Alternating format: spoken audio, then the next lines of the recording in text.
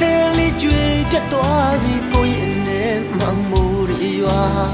ပြူစင်သွားချစ်ခဲ့သမျှတွေအကြောင်းပြချက်တော့မရှိပဲကွာနေမုံရဲ့တရတနာနေမရဲ့နိုင်အားပြဿနာသေးဖွယ်လေးနဲ့လမ်းခွဲရတာတန်ရလား